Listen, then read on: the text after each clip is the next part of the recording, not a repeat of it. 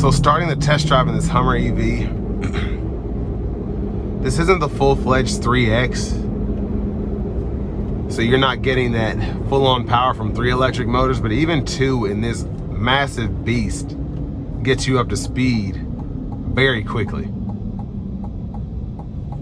These are just so much fun to drive.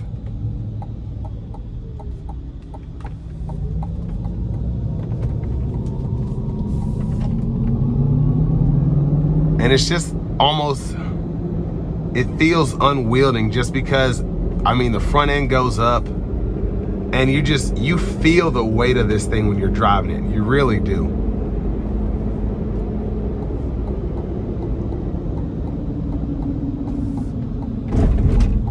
We're gonna give it a little pull here.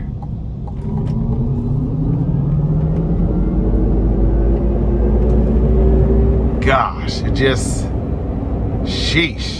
It's so freaking quick. And it doesn't even feel safe because you just know how heavy of a vehicle you're driving. It's absolutely nuts.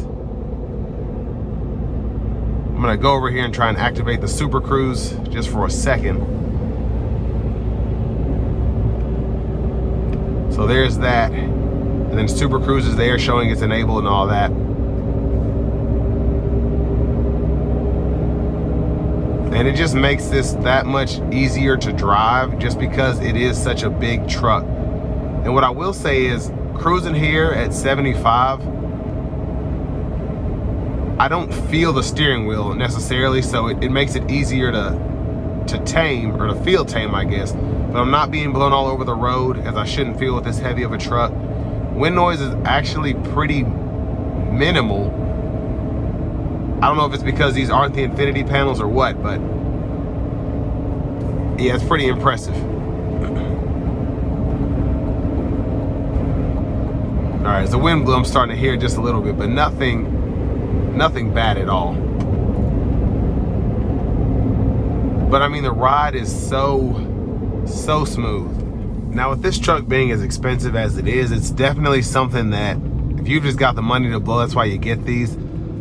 You don't necessarily get it for a daily driver or the one car that you have.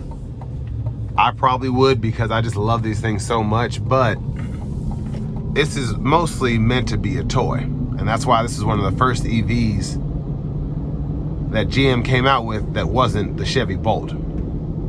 And I mean, it's so much fun. It's just crazy seeing these come down the road because they're so huge.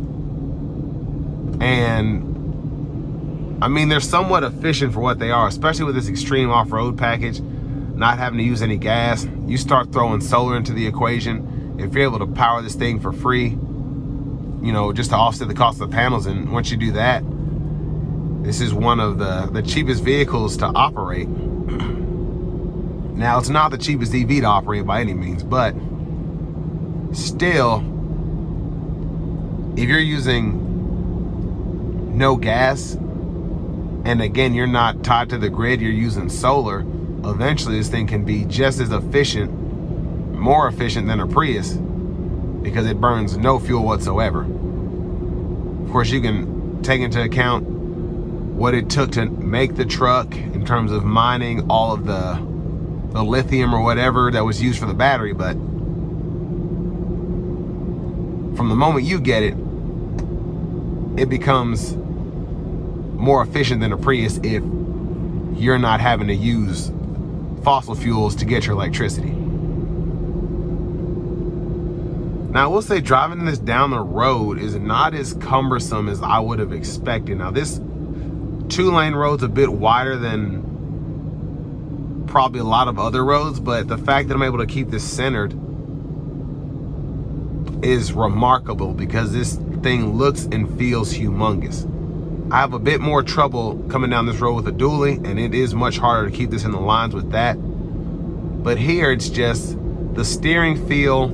I'm not getting any sort of fight from the truck itself. Is that maybe if I'm going with a 2500 and 3500, I hit a bump, I might get a little jerk there, but the steering is so, I don't want to call it numb, but it has a numb feel that makes it easier to drive, and that's why they did that. And it was a very smart move, I think, for this kind of truck. But I mean, for a 102 sticker price, heck, if I had the money, I'd still buy it, because it's just that cool and that much fun. And this will bring me to the end of my review of this 2024 GMC Hummer EV 2X.